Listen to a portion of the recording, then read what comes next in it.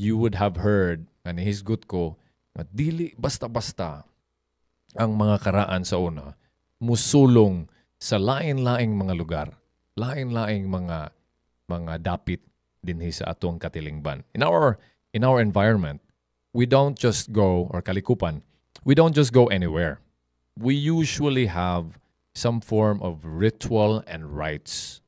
Kaya nga naman, there are these belief systems that we are not to disturb anything, meaning kanang tanang butang nga nakitan or tanang mga nabuhi.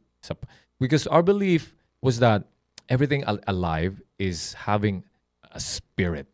Okay? Kung nahibaw mo, everything nga buhi, okay? Even the bato. Bato, higala. Nakaunaw na mo, bato. Even the bato is considered